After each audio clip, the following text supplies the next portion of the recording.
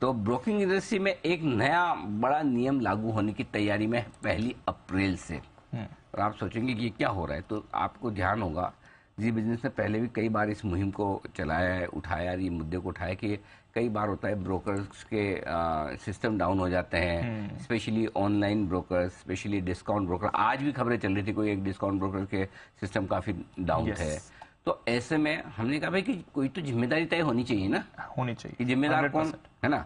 मतलब ब्रोकरेज आप ले लो, सौदे काटो, उस पर भी ब्रोकरेज लगती है, भले गलत काटो सही काटो, हर चीज पे ब्रोकरेज तो लगेगी, लेकिन जिम्मेदारी नहीं। तो ब्रोकर के सिस्टम में खराबी होने पर एक नया नियम, नया मैकेनिज्म लागू करने की हो रही है तैयारी। भाई और बहनों कान खोलकर ध्यान से सुनिए, क्योंकि खबर लाए हैं ब्रजेश, और जो ब्रजेश खबर लाते हो तो आपको पता है ठोक बजाकर एकदम सही निकलने वाली और डेट के साथ लागू होती है। तो 1 अप्रैल से ब्रजेश आप क्या लागू करवाने जा रहे हैं? बेसिकली ब्रोकिंग इंडस्ट्री में इस वक्त लामा की बहुत चर्चा है। लामा? हाँ। वो लामा मॉन्क वाले होते हैं। हाँ, दलाई लामा वो नहीं, वो वाले नहीं। हाँ, लामा। इसकी फुल फॉर्म क्या है? तो उस वाले को तो लोग पूजा करते हैं। हाँ, बिल्कुल। इस वाले से लोग थोड़े से घबराए हुए हैं। अच्छा। हाँ, बहुत हड़बड़ी है। अच्छा, क्या क्या है इसमें? Llama basically logging and monitoring mechanism. Okay. इसका मतलब ये हुआ कि जो एक्सचेंज का सिस्टम है और जो ब्रोकर का सिस्टम है, दोनों सिस्टम के बीच में ये एक तरह से कनेक्ट का काम करेगा, और ये इसकी टेस्टिंग पूरी करनी है 31 मार्च से पहले टेस्टिंग कर लेनी है।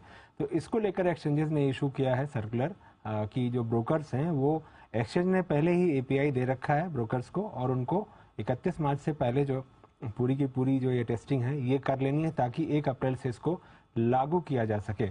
अब इसमें ये होगा कि जैसे ही ब्रोकर के यहाँ पे कोई प्रॉब्लम होगी तो ब्रोकर के साथ साथ एक्सचेंज को भी एक अलर्ट जाने लगेगा कि इस ब्रोकर के यहाँ अभी जो ट्रेडिंग का पूरा चल रहा था वो वहां पर कहीं दिक्कत आ रही है। हालांकि अभी भी जो ऑर्डर पर सेकंड का सिस्टम है उससे भी जाना जा सकता है, लेकिन वो कई बार उतना ऑथेंटिक नहीं होता है कि आप सही सस्पिशन उसको मान सकें। लेकिन ये जो मैकेनिज्म आएगा लामा का जो इम्प्लीमेंट होगा, इससे तुरंत जो है ब्रोकर को भी पता लगेगा कि उसके सिस्टम में दिक्कत है कहीं पे, और एक्सचेंज को भी इसकी पूरी जानकारी हो पाएगी।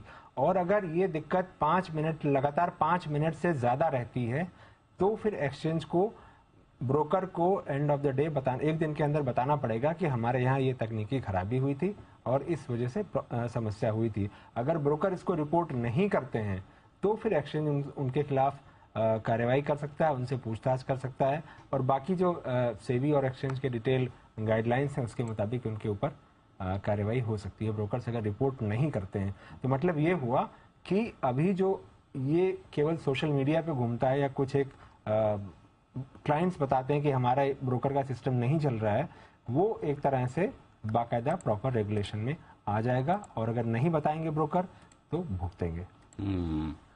ऑनलाइन ट्रेडिंग वाले 25 बड़े ब्रोकरों पर ये नियम लागू होगा। बिल्कुल। और 31 मार्च तक, ये बस 31 मार्च, अभी टेस्टिंग करनी 10 दिन में?